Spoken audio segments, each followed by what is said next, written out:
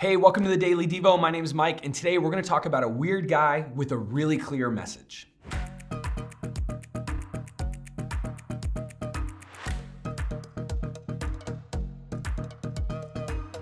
Hey, so we're in a series called In the Wilderness, and today we're talking about John the Baptist. And John referred to himself as a guy crying or proclaiming a message in the wilderness. What's up with this guy? There's a lot going on in John's life. John was a unique fella at best, with a really clear message for you and I to think about today. And I want to read from Matthew chapter 3, verses 4 through 6. And here's what it says. The prophet Isaiah was speaking about John when he said, "He's a voice shouting in the wilderness. Prepare the way for the Lord's coming. Clear the roads for him." Here's what's interesting about John. John's clothes were woven from coarse camel's hair, and he wore a leather belt around his waist. For food, he ate locusts and wild honey. People from Jerusalem and from all over Judea and all over the Jordan Valley went out to see and hear John. And when they confessed their sins, he baptized them in the Jordan River. But he saw many Pharisees and Sadducees coming to watch him baptize. He denounced them. "You brood of snakes," he exclaimed, "who warned you to flee the coming wrath." Now here's the deal. After telling us a lot about John's birth, the Bible account of his story quickly moves into the beginning of John's ministry. And before we know it, John is this prophetic voice advocating for repentance and for the forgiveness of sins in people's life. Now here's what's interesting about John. John lived in the wilderness.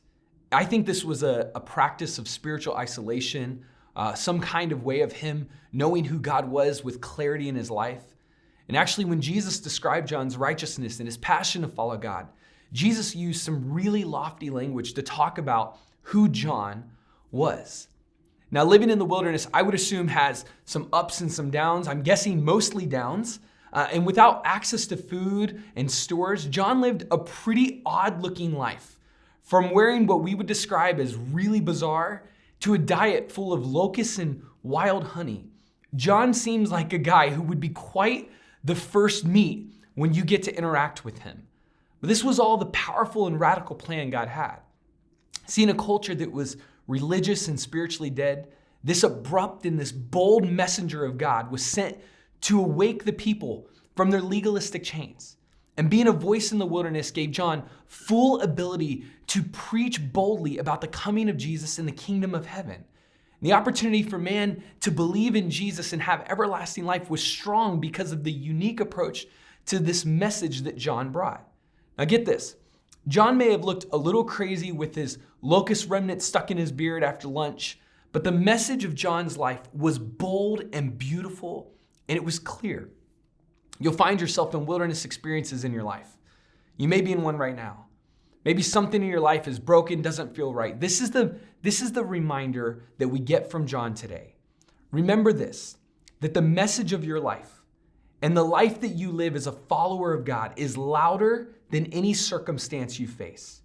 Your health may feel like a wilderness, but the God you serve, the Jesus you love, he's the author and the healer of all things. Let that message be loud in your life. Your relationships may feel like a wilderness. You may feel lonely. You may feel isolated like John could relate to. You may feel like your spouse doesn't recognize you and see you. You may feel like your friends have betrayed you. But listen, your wilderness, you're with Jesus. Jesus is all you need. John knew that God was with him no matter where he was in his life. John had a unique way of living his life. At best, he was a weird guy in the wilderness. But don't think for a second that John didn't have complete clarity on what mattered in his life.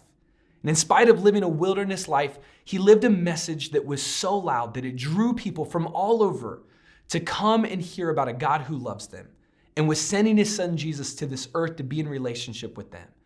So here's the challenge. Live a message in your life that outpowers every hard or uncomfortable circumstance you face. Live in the wilderness like John.